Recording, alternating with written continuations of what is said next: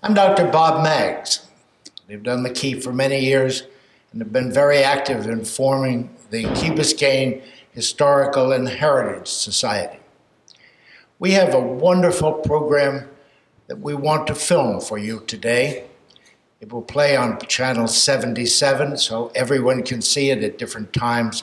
We will also record it on a disc that people can purchase at a future time if they would like to.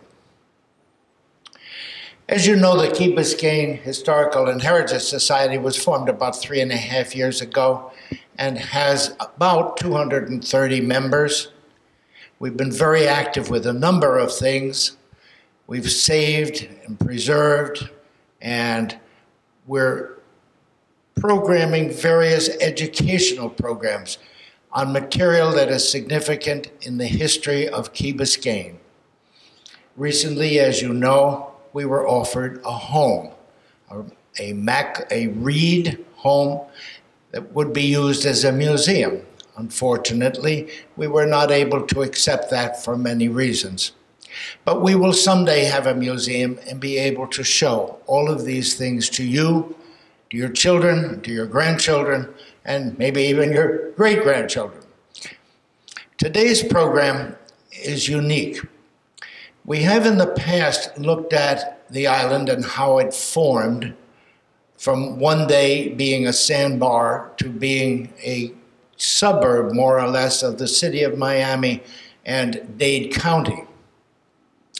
The great transition occurred when people with foresight and clarity of thinking realized that we should not be a suburb, but we should be an independent community on our own. It would allow us to influence what happens on this key and how it developed. Many of those people you know, and many have been very prominent in the press and wherever. But there are a few people that have not been quite as prominent, but who have played a very, very significant role in how all of the things changed from being a suburb to being an independent community. And I want to introduce a gentleman to you today who played an extremely prominent role. I have today with me Teri Scott, who's a member of the Key Biscayne Historical Society. She will help with this interview. The gentleman that's with me, here on my left, is Gene Stern. Very significant lawyer in Miami, has been here since 1972. And he's going to tell you a bit about himself and then about how he played a role in changing the Key from being a suburb to being independent. Behind Gene, of course, is a very significant woman. Behind significant men, there are significant women. Many of you know his wife, Diana. I'm sorry Diana isn't here right now, but Gene will make up for that. Won't you, Gene? I'll try. Yes. So let me introduce to you Teri Scott, and Gene Stern. Gene, do you need this microphone, or you're all set? Apparently I don't need it, because I think I've been provided with Well, Gene, welcome. Thank you, Bob. And we can start off with having you say a few words about your childhood and how you very rapidly grew up and eventually came to the Key. It wasn't so rapid, but that's okay. It's been a long time. I'm 65 years old this year. I was born in Miami in 1944 at Jackson Memorial Hospital. My father actually was born in Miami many years before that. His father came with his father to Miami in 1898 in connection with thinking about Miami as a place for staging for the war in Spain. And we had with Spain that was being fought in Cuba. So the family's been here for a very long time. I met my wife Diana at Gables High School in 1959. We went to college together at Florida State University, where we both graduated. She began working teaching, and I went to law school. Had an opportunity to work in state government for 5 years, both while I was in law school and for some period after that. had a wonderful opportunity to learn about government, how it works in a practical sense. I was involved in a few political campaigns in those days. And in 1972, my wife and I left Tallahassee and came to Miami, and we were here for a few weeks, literally, before we found a place to live on Key Biscayne, which is where we always wanted to live. And we've lived continuously here from 1972 to the present. So you knew about Key Biscayne when you were going to college? We did, actually. My family, my dad and mom came over here a lot. Mm-hmm. In fact, they live here now in Ocean Club. Both my mom and dad do. Oh, how wonderful. Yeah, we have 4 generations on. 4 generations on the Key. Whoa, yes. You're a real Key Biscayner. My mom and dad, my wife and I, we have 3 children, all of whom live here, and 5 grandchildren who live here. And they all live here in Key Biscayne? All do. So you knew when you saw Key Biscayne, of course it didn't look like it does now, but you knew that was a place you wanted to raise your family. It's funny, we talked about it the whole time we were in high school. We just said, listen, one day we're going to get married, we're going to come back, and we're going to live on Key Biscayne. Because it really is, it was then, and it remains a very, very special place. It is special. It's evolved, it's changed. It was a sleepy little village, and it kind of is too today. Yeah, in some ways it's better, in some ways it's worse. Things change, and to some degree, some of the things that we didn't like about it then are fixed now. Mm-hmm. To some degree, I think if Key Biscayners had control of their own destiny in the 50s and 60s, it wouldn't look like what it looks now. I suspect the levels of density we see on the east side of the island would not exist had decisions been made locally instead of downtown. That's a very good point. And I understand there was a lot of controversy. Was that in the 80s, I think it was, where there was a lot of building going on and people didn't quite understand it? Well, the controversy actually has gone on from the time Key Biscayne developed as a residential community. It's a post-World War II community. That's true. An agreement was made between the Matheson family and the county to give to the county 2 significant parcels of land in connection with the county's agreement to build a bridge over here. And when that was done, the Mathesons essentially owned most of what was in the middle. And they then sold that over time in various parcels. And what was on the north side of the island became Crandon Park, it became the marina, the golf course, all of that area was part of the gift. That was a significant piece of land that was given. It was, but then you had the battle. We look behind us for Cape Florida State Park. At about the time we were moving here, that land was all scheduled for more high-rise development. Condos, hotels, apartments, homes. You're kidding. Oh, no. And a war literally went on between the real estate interest on Key Biscayne, the people that owned the land, the developers that wanted to build it, and people that cared about the fact that that was a unique piece of ground that needed to be preserved for everyone in South Florida. And that ended up, it was a fellow named Bill Baggs, who was then a publisher of the Miami News. And, yes. And he waged essentially a daily war to save Cape Florida and make it what is now Cape Florida State Park. So literally from the time in the 60s and 70s, the battle over preserving space, land, what is the level of density here has gone on. And that is now one of the most successful state parks in the entire state park system. Isn't that wonderful? And I understand also it's an animal or a bird estuary, a fish estuary. It is. We wouldn't have had that if all that development had happened. We wouldn't have, and we've all talked about in our lifetimes Hurricane Andrew. Some people have referred to it as St. Andrew. One of the things, the good things that came from St. Andrew was what we see in the backyard here, which is the estuaries that were now built. Those didn't exist. Well, those are not natural. A spectacular backyard, I must say. It's this is a new house. You're just building it, or just finishing up? Just finishing building it. We just moved in. It's not quite done yet. But and how long in the making? My wife and I tell different stories, but neither of us remember. So it's probably around 3 years. And this was an existing home, or did it was. You tear down? It was an existing house that we substantially remodeled. Sometimes it's easier just to tear them down. It might have been. But the view is beautiful. You overlook Bill Baggs Park and the estuary. That's beautiful. But back on the Key, back, I guess, in the 80s when all this controversy was going on, I understand there was a lot of development. Some new hotels were going to go in. Well, if you think about how Key Biscayne is developed, the county established our zoning codes. And the county's view was they wanted as much tax base as they could get here because they were taking our revenue and spending it somewhere else. So they didn't care if we were congested. They didn't care how big the buildings were. All they cared about was build as much and as high as they could get away with. They wanted that revenue. They wanted the money. And frankly, too, I mean, let's face reality, is that in those days, if you wanted to be elected to the county commission, you needed campaign cash, and you needed campaign cash from the people that built things. So people like on Key Biscayne, we were a small community. We had very few registered voters. We had literally no impact on what those decisions would be or might be. So it was us against powerful interest, and we never won. And that, at the end of the day, for example, Key Colony is 25 units to the acre. 25 units to the acre. That's pretty dense. To put it in perspective, Ocean Club and the Grand Bay development is somewhere in the ballpark of 12 or 13 units to the acre.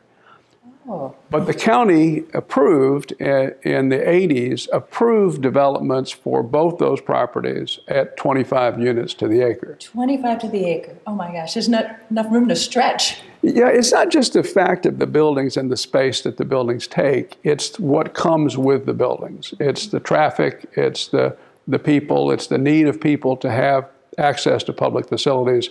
We didn't have the public facilities or the space to have that many people living here. It really was as simple as that. And particularly because we have something in Key Biscayne that's not just important to us, but important to everybody, which is Cape Florida State Park and Crandon Park. That's true. And we have, I think, some obligation to try to protect those lands for everyone, not just for ourselves. And I think this community has done a pretty good job of doing that. They have done a spectacular job.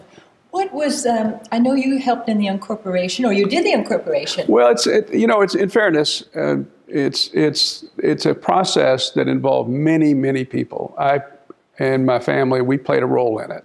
I'm a lawyer, so I was able to provide legal services. Well, that's a tremendous thing because that's very costly. It in fact, was an enormous burden for the firm. But my partners are wonderful people. Many of them also live on Key Biscayne. And there wasn't ever a complaint. We spent a very substantial amount of money on the project on a purely pro bono basis. But I guarantee you there's not anybody in the firm who doesn't look back on it and say it's one of the most phenomenal things we've ever done. Had you ever done it before? Had you ever brought incorporation? No, Key Biscayne was the first. We ended up also doing the others, Aventura, Pinecrest, Sunny Isles, Isla Morada even. All the other new cities that came along, we ended up, in most instances, doing most of the legal work. We did it all pro bono, incidentally. We got very involved in this. Because what we saw in this process is that in the world that exists today, public decisions are made largely by influence peddlers, people with interest. And you learn something in government is behind every problem in government is someone enjoying it. Okay, and that's why problems don't get fixed. That's a good point. Okay, because there are interests out there that are going to make sure they don't get fixed. So people say, why is this? Why is that? And the answer is because they're interests. So what we figured out is that when you have a community like Key Biscayne, our community has its own interest and our own interest group. We are an interest group. Only we're electing people whose duty it is to protect our interest. And what we see is, and I think we've demonstrated again and again and again, is our city, our elected officials, our staff people are our emissaries to the county, to the state, and to the federal government on a continuing basis, making sure that our interests are protected. And the great thing about it is that in a community as small as Key Biscayne, you don't need to spend $5 million to run for the village council. In fact, it's considered sort of a duty to do it. And people kind of need to take turns stepping up to the plate and serving their civic duty. And it's seen that way. And there's no prize at the end of the day for doing it. But it's the consequence of all the people who give of themselves that have allowed this community to succeed as it has. That's a beautiful way to put it. That's very true. Was there any defining moment for incorporation? That's a pretty big step for a community. What precipitated that? I think you have to look at it as the first step was education. People needed to understand some basic things that most people didn't understand. Starting with the fact that Key Biscayne was always part of a city. It's just most people didn't know it. Key Biscayners paid city taxes. Most people didn't know that. What they didn't know was that they were part of a city where they had no role in electing the leadership of the city. And they were paying city taxes to a city that had no interest in literally spending a dime for us. In fact, the reason I got involved in it is I had years earlier had been involved in state government, but had gotten somewhat tired of politics, and it was just, you know, building my law practice. And I coached Little League football here for 12 or 13 years for the kids, which was a great experience. In fact, the contractor who just finished building this house for us was at the time 8 years old. He was on my Little League football team on Key Biscayne. What does that tell you? Is that something? It is something, it's a actually. Nice Key Biscayne story. It actually is. But at some point, Ray Sullivan, who was then president of the athletic club, came to me and said, listen, Gene, why don't you go downtown and see if you can get us some money for a park or some place for kids to play, because we have no facilities. There was nothing here. We were borrowing the Presbyterian Church, what is now a parking lot, used to be a field. It wasn't very good. That's where we played our games. There was no village green. There was no other place for the kids to play.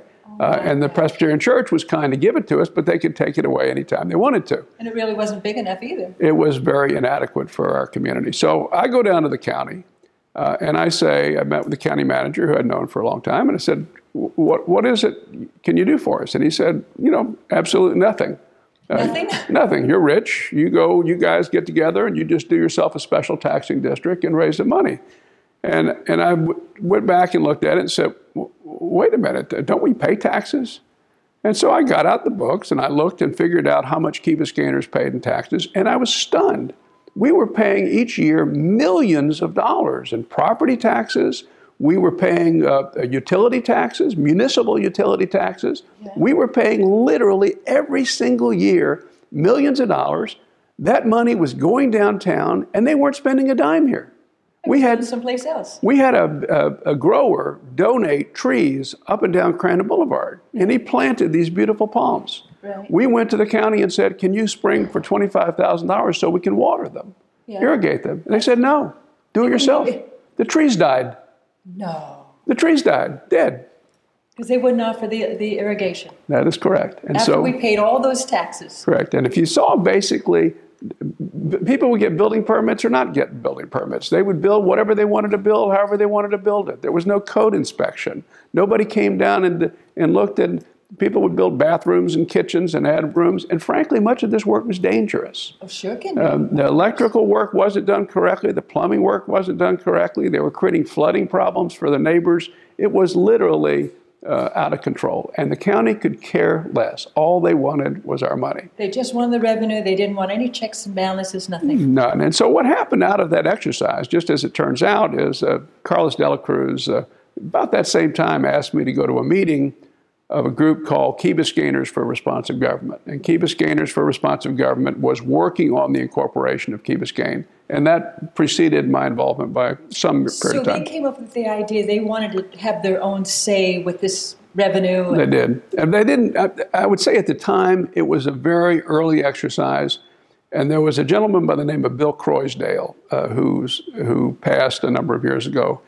Bill was very active in the Presbyterian Church, a wonderful man, and it was his vision that Key Biscayne should have its own city, and he was relentless. He just wouldn't say no, he wouldn't quit, and so Bill kind of pressed me to get involved. I ended up agreeing to serve on the committee for the responsive government, and the next thing, a few months later, I found out I was chairman of it. Okay, and so... Well, you were the attorney. I went from being a volunteer, to show up at a meeting, the next thing you know, I was in charge of it. This happened in Florida before? Like, had communities said, we want to have our own say, or was this relatively something new? Well, the answer is yes and no. It certainly was relatively new for Dade County. We had gone through a period, if you think about Dade County, in 1954, the Metro Charter was passed. And there was only one new city created from 1954 until 1991, when Key Biscayne was created. And that one new city was a city called Islandia, which had 2 people.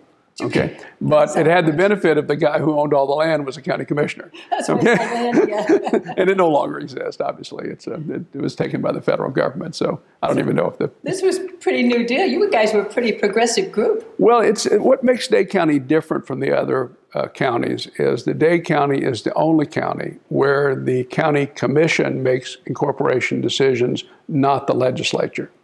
So if you go to Broward County or Monroe County, for example, and you want to create a new city, you have to go to the Florida legislature. Whereas Dade County, because we have what is called home rule, that power to create new cities was given to the county commission. So is that less complicated or more complicated? Complication isn't the issue so much, it's the issue of power and money. If they're going to give it up or not. Precisely. If you go to the state, and the state doesn't care if the county gets the money or doesn't get the money, you have a better audience. Sure. Than if you go to the county and say, listen, I want to carve out these areas, and they say, well, no. No. We want the money. So you can't blame them for that either. It was a struggle. But most importantly, by the way, the struggle had several levels, one of which was to get the legal authority to go forward. And that was a war that we fought that went on for probably 3 years. But the other part of the struggle was trying for folks here to understand how important it was. I studied American history when I was an undergraduate, and I always remember the words of, I don't remember who said it, but they summarized the people in the colonies as a third of the people were vigorously for independence. Right. A third were vigorously supporting the king, and a third didn't give a damn. Okay. And that pretty much, that is how Key Biscayne broke up. You had the third that were bitterly opposed to it. These were people who had ties to the county government, access to the county government. You had a group called the Key Biscayne Property Taxpayers Association. They were the voice of Key Biscayne, dealing with the county. And so, but nobody elected them, but that was their role, and they'd been doing it for years and years and years. So they wanted no change, they wanted to keep status quo. Because it would threaten their power. There was a fellow named James Clavell who wrote a book called King Rat. And in his book, King Rat, the whole premise is it's a prison camp in Southeast Asia where these folks are gathered, and the King Rat was a prisoner. And the story is he was the most powerful guy in the prison.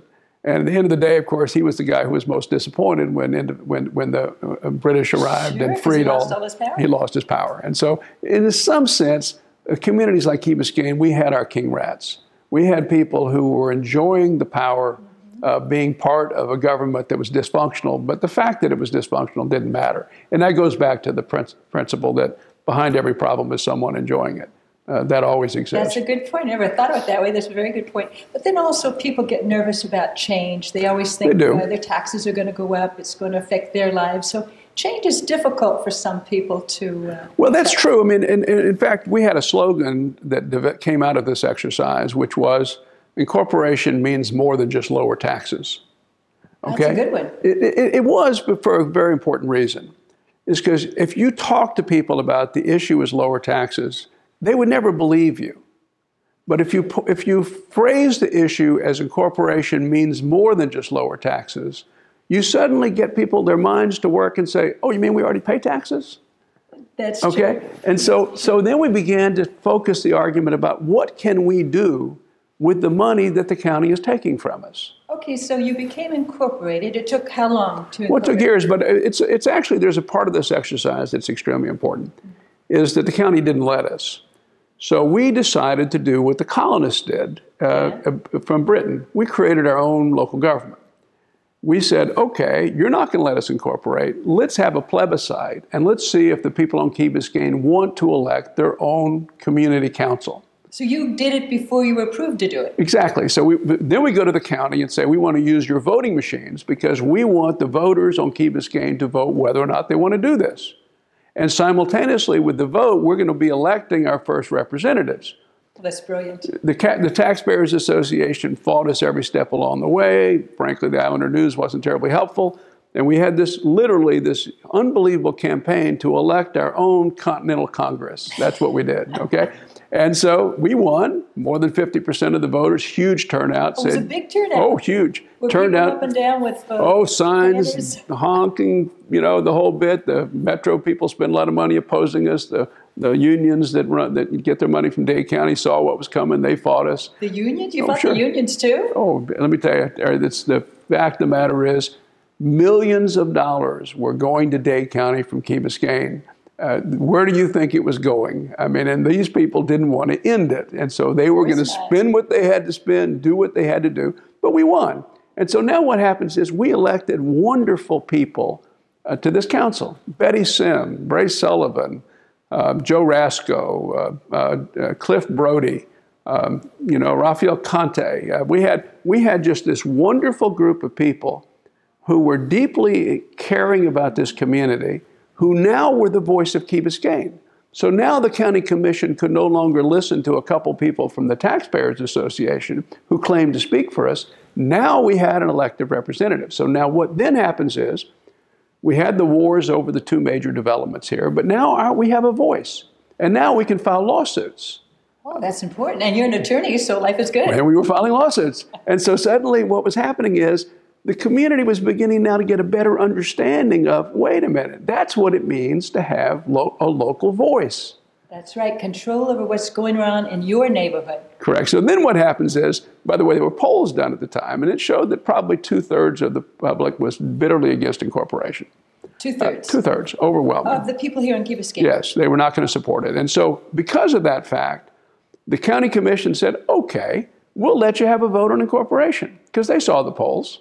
Sure. Only we won, okay? What happened? You pull that one off? Well, again, it's great leadership. You had, and not me, by the way, you had Gary Gross, for example, who was an articulate spokesman for the numbers. He's an accountant. He has a great accounting firm. He does municipal accounting. And he just spent tireless hours explaining to people how much money we had and what we could do with that money. Cliff Brody, who just did a marvelous job talking about what we could do with our own police department, our own zoning department. Betty Sim was enormously effective. Joe Rasco was enormously effective. He became mayor later on. He did. I mean, these folks all just, the collection of people, and I'm sorry I'm going to leave out names of people who were extremely important, but I'm terrible with names. But it just was a marvelous collection of people who got together. When the vote was counted, we won overwhelmingly. Okay, where did they meet for these things? The community center didn't Presbyterian exist Church. Oh, the church, okay. Yes, we met at the Presbyterian Church. Council met at the church, or at the school, one or the other. Well, the Presbyterian Church was very important to the community then. It was, actually. But we met either at the school or the Presbyterian Church, and there are different meetings at different times.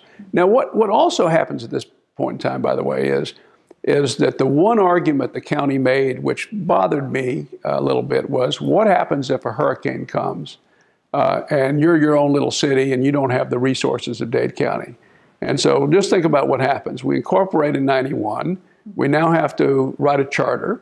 It takes months to write a charter. A charter's written. Now we have to have an election for a village council. We elect a village council. Now they have to select a manager and a clerk. They do that, and what happens? Hurricane Andrew.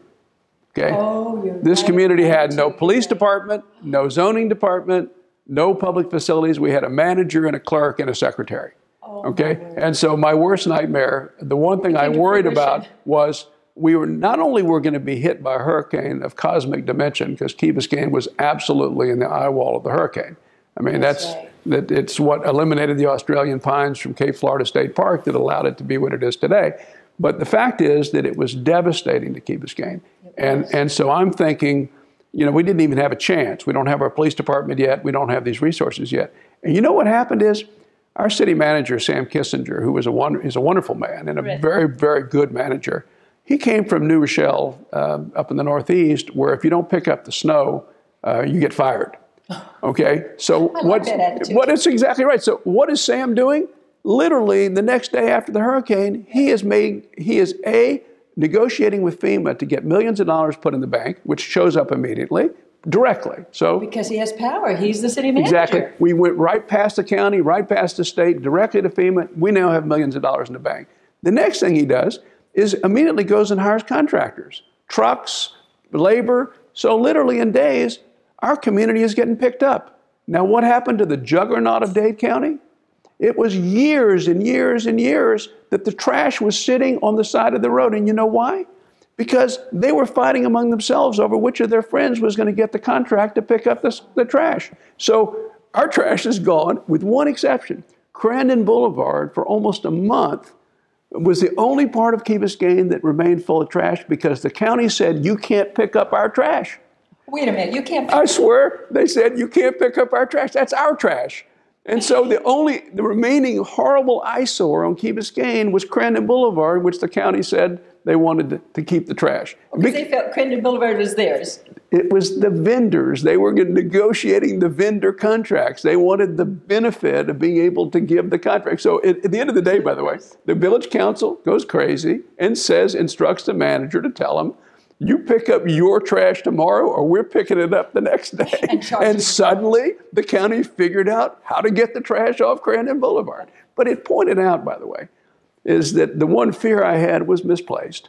That in fact, small government works. It does. It works at this level. And then we hire our police department.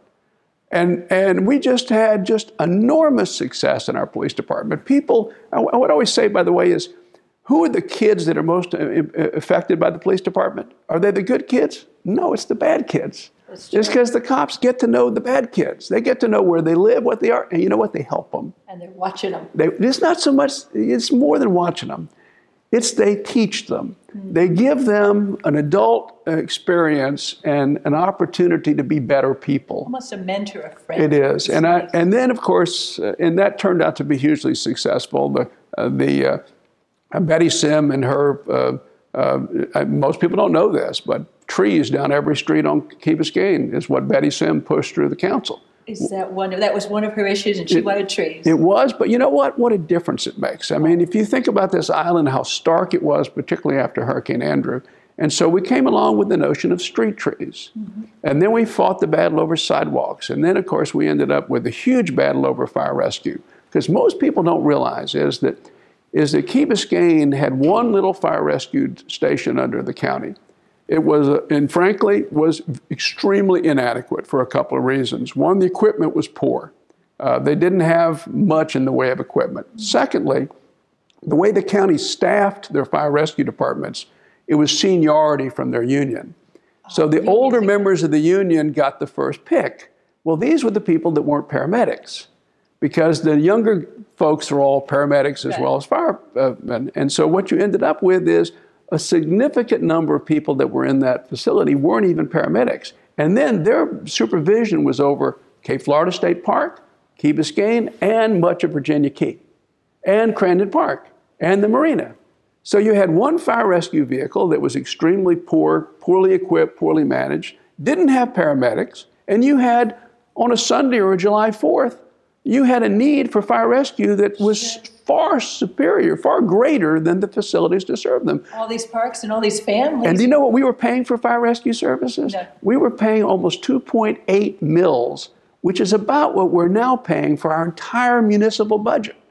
Oh my gosh. So our total municipal taxes used to be close to 6 mils. Today we're paying a little over 3 mils. Well, that was a tremendous benefit. But you think the county sat around and said, oh, we're happy to give up our fire rescue service. We're happy to give up that 2.7 mils so you can have your own fire rescue. It was a war. Well, but it was a big struggle. It was a war. And, you know, Cliff Brody, who led that battle, and again, Gary Gross, who crunched the numbers and fought the battle, but it was an absolute war. The county then forced us to a plebiscite on Key Biscayne, and we ended up having a vote, and we won.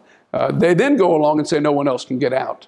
And we did the same with the garbage service. We're paying a fraction of what we used to pay for garbage and trash collection. That's a tremendous benefit that you guys did. It is, but the tremendous benefit is you look, for example, at Village Green. What would this community be like without Village Green? I mean, what would it be like? Sad. It would be sad. It was going to be shopping centers. The Village Green was going to be a shopping center? Yes, Bibi Reboza owned that property. It would be shopping centers. And the fact is that this community, with the money it had, has reduced its tax level by about half from what it was under county, and look what we've done with the money.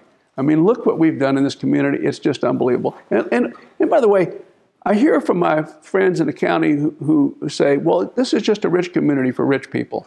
No, it's not true. It isn't true, but most importantly, for a community like Dade County to be successful, there have to be places where everybody of all walks of life can be happy and comfortable and contribute. That's true. This community employs many people. This community provides a tax base that supports a school system. This community provides a tax base that supports the county government's budget. That's true. But it's extremely important that this community also be able to look after itself. And that's what we were able to accomplish in incorporation. Now, Teri, I must say, once incorporation was done, I told everybody along the way, because the people that were opposed to it said, you know, he's just in it because he wants to be, you know, city council, or he wants to be mayor, or he wants to be city attorney, or he wants to legal work, or he wants to do zoning work. Oh, yeah, you'll always have scuttlebutt like None that. of that was true, of course. I don't do lobbying. I used to work for the legislature years ago, and I turned down lots of money to become a lobbyist. I never did it. I don't want to do it. I'm a lawyer who tries lawsuits, and that's what I enjoy doing, representing clients in court. But I said to everybody, look, if this is approved, I'm out of here. I will be a citizen, enjoy it, and watch it, and it's up to somebody else to do it.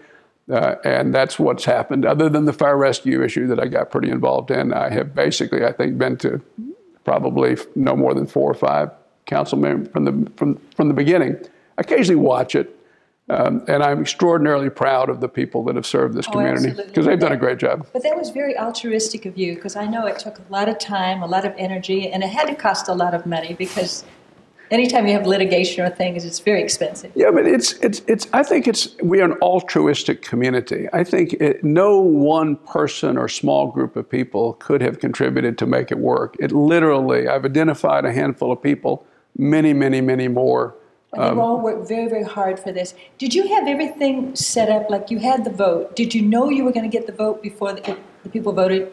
Well, you never know for sure until the votes are counted. We obviously did polling, and we did surveys all on the way, and we knew what we needed to do. And we asked a question. In fact, Bob Maggs and I were talking about this yesterday. One of our ads, we spent a fair amount of money on newspaper ads, which we went back and looked at the ads from the American Revolution, by the way. This is striking as fun. Yeah, but one of the ads was, which side would you have been on in 1776? Oh, great. Yes. Yeah. Which side would you have been on? Because that's what it's about. Because it's about change, but at some point you say to yourself, it's about the most important thing in a society, as I would say, is family and community. I mean, those are the things, those are the basic building blocks of a community, or family and community. And this idea of these big governments, where you have to spend $5 million to run for a little office that pays you, as someone said, $6,000 a year plus tips. The math doesn't work. It doesn't work. And so needless to say, why should we be shocked when we end up with bad government run by bad people? Why should we be surprised? But what we have done here is recreate one of the most basic building blocks of a good society. And it starts really with families, and it goes to community. And that's really, I think, an enormous success of Key Biscayne. And it makes it, in addition, obviously, to the enormous benefits we have of public land and environment and climate, but we've made it better than it used to be. Well, I think Key Biscayne benefited. I mean, people from you, like you, and the council that evolved out of it, everybody worked very, very hard to make this happen. And thank goodness that they had the idea, that they decided to push forward and make this something special, because now we're all benefiting from it. Yeah, you never know, by the way. There's some people that always want their plaques, and the streets named after them. If you see that, you're typically going to find people that really didn't do very much. They're very good at pushing themselves. I would say the leadership group of this community are just the opposite of that. They're people that never wanted anything more than psychic income. And the greatest form of income is the psychic income. I like that terminology. Well, it's true. It's for example, when I go by Village Green and I see hundreds of people of all ages enjoying Village Green, the psychic income I get from that site every single day is incalculable. Yeah, okay, that's priceless. It is. It really is. But well, I think it's wonderful, and it's wonderful that you're doing this so that we know what happened. You used to do it. Oh, you mean doing this? That you do in the interview, but that you got involved for the community. The community is better for it. I mean, that's obvious. You could just look around, look how special it is here. And I know it took a lot of work. Is anything in the plans? Would it be wonderful that there was a plaque or something just saying that everyone did this? The answer is no. I think we all have to recognize that at the end of the day, as someone said, was it history is written by the winners, and that's somewhat true. But also history is written by the people like Bob Maggs who care about writing it. Yes. But it's an imperfect process. If you walk out of a meeting like this in 3 days, none of us will remember precisely what was said or what happened, and our recollections will vary significantly over the passage of time. So as we all try to figure out what really happened, we also have to figure out whether it's important that we know what really happened. And to some degree it is. Not so much who did it, because that becomes irrelevant relatively quickly, but to understand how it happened so other people can replicate it. And the fact is, I think what the things we've learned here is that what has allowed a community to be successful is this selflessness. And that's the antithesis of plaques and awards. It's selflessness that has made it successful. And it's my hope that that continues. I'm appalled when I see the street names and the names after people that never contributed a thing to anybody. You know, you walk in a hospital and you see the plaques of people that instead of giving money out of for a good charitable cause, they're negotiating where their plaque's going to be. Yeah. And to me, that's not Key Biscayne. Key Biscayne is what people have given of themselves, and the most important thing is the end result. Well, I like your idea of selflessness, and thank goodness that everyone got together to do this, because we do benefit. Every day we benefit. You look on the Key, and I just see it getting better and better as time goes on. I want to thank you very much for allowing us to come into your beautiful home and to share the history, and to thank you personally for what you did and your family did for Key Biscayne. And if you're at home there, come and share your stories. Tell about Key Biscayne, that your involvement and what you love about Key Biscayne. We'd love to hear from you.